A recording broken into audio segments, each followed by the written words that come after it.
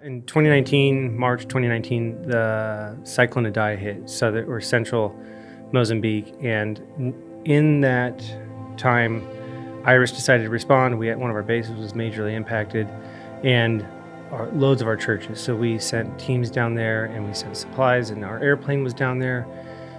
About 1,300 people passed away in that storm, and it was really involved.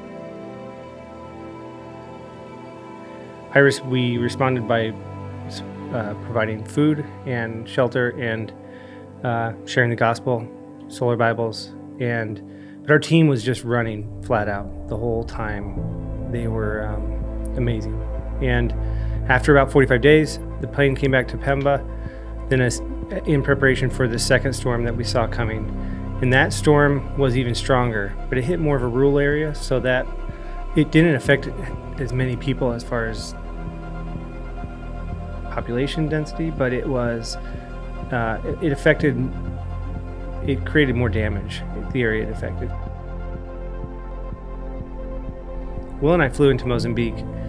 We wanted to go in and support our team and just be there to help. And as we came in, we saw that everybody was tired but ready to go. And I thought, this is amazing. We have the most amazing people we get to run with. And we sat in meetings with the UN. We sat in big cluster meetings with all the NGOs around the area. And there was this one area right along the coast where the eye of the storm, where Cyclone Kenneth was, where the eye of the storm went through.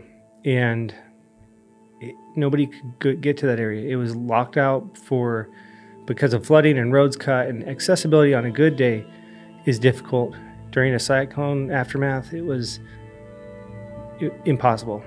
Vehicles couldn't get in. So we flew over, and you can see the footage. Every house is destroyed. It's just wiped clean. And we came back, and we found a helicopter at the airport that said, the pilot said, we'll take you up and we'll land in one of those villages. And so we said, yeah, let's do it. Let's go. So we put 4 people in there, flew up to this remote village. As we were landing, there's military all around. And we know that this area is a challenge for many reasons. Accessibility is one of them, but since 2017, radical insurgents, extremists that have been pushing into northern Mozambique, trying to create an Islamic State that is, and they're doing it by just attacking villages, burning houses, killing people, and it's creating this fear and this unrest up there, to the point where bigger organizations weren't willing to take that security risk to go into this area. So there are 10 villages on that northern coast, about 36,000 people that were not going to get any aid, and they had nothing. So we flew into the main village and the biggest village in that area, met with the mayor, met with the town, chief of the village, and he said, we have nothing. Our clinic is gone. Our main well is gone. We have a backup hand pump well. All the houses were gone, and they said, please help us. And we thought, how do we do this? And but Will, in sharing with those guys, said, we're going to come back. And it was advised not to do that because of all the security things, and we prayed, and we felt God was on it, and our whole team prayed. And we really sat down with the whole team, and we said, okay, there are some major risks here. If we do some sort of response, there are real risks, and we need to consider those and weigh those. Soon after that, we met up with a businessman that had an island and a bunch of boats, and we contracted with them to use the island. Of all the things, the island had a little resort on it. Everything was destroyed except their storage building. And so we rented a boat that could haul 60 tons at a time. It was like a World War II landing craft that the gate comes down and you go, storm the beaches. So we were using that to transport large amounts up to this island. And then from there, we were doing short distributions with wooden fishing boats, and just trying to be as wise as we can with, not having things super planned or but we were able to distribute food. And this testimony that we're going to share comes from that. It's from that season when we were doing distributions,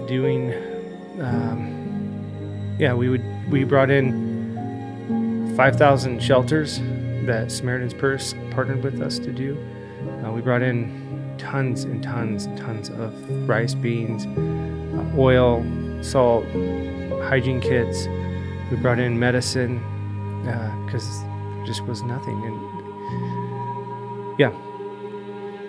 And we did that for weeks and weeks until these guys could get on their feet and get back going, at least to help them through that initial part.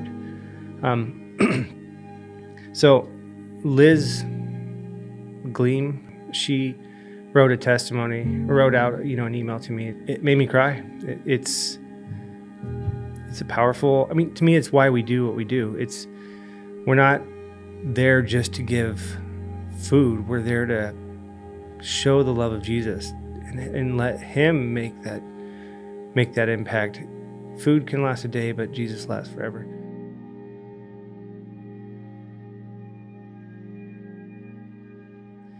Hi, Joy, Sean, and Will. Heidi asked me to write out this testimony and send it to you guys. I hope it encourages you, that your hard work behind the computers and on phone calls that enables Iris to keep going is bearing much fruit. Sean and Will, I know last year when you were in Pemba right after the cyclone, and when we were planning on renting the island and preparing to deliver hundreds of tons of food and tarps into an area with major security risks, was not an easy decision. We took major risks, and at the beginning, things were pretty crazy. Remember when we lost James? Well, this testimony comes from then. A few weeks ago, a man showed up in Miezi at the Irish church there. He stood up on Sunday and gave the following testimony. He began by saying he was from a village of Nambo, the first village that we distributed to where we lost James temporarily and got separated. He said after the cyclone, Iris came into his village and were the first people to make contact with them. They gave us food, then they came back and gave us tarps, and then they kept coming back to give us food. We didn't understand this. We were Muslims, they were Christians. Last month, Al-Shabaab came back and attacked yet again, completely destroying our village, burning everything. I ran with my family and told them wherever we ended up, we are going to find a church. The first thing we do. Oh man, every time. So I'm here today to become a Christian. I want to find Jesus because the help we received after the cyclone. Pastor Martino and the elders prayed with the man and his family, and they have all received Jesus in the hope of eternity. There are so many stories like this. I have been stopped by so many people in Miezi and Pemba who remember me from after the cyclone, coming on those boats with food. I know that this was a huge risk and not an easy leadership decision, but I want to thank you for allowing us to go. And not only that, but empowering us to do those kind of crazy things. I'm so grateful for the leadership that says yes to the hard things of Jesus. Lots of love, Liz. Yeah, it is good.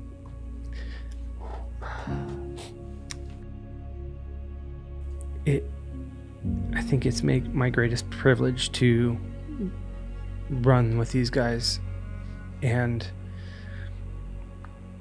to be able to be called a leader in this organization is it's pretty amazing to be able to help steer this thing in a direction.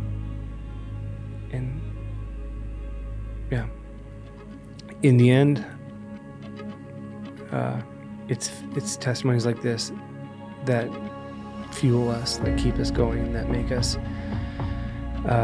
go into those hard places, because we've experienced the love of Jesus. We've experienced his power, his presence, his peace, and we know that is necessary, that this, in the time of craziness that these guys are going through, that is what they need more than anything, more than food, more than shelter.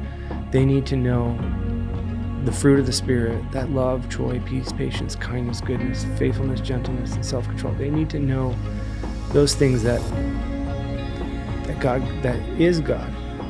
And yeah, it's these crazy people that get to carry that into those places and continually say yes to Jesus, to lay their lives down. And it is powerful.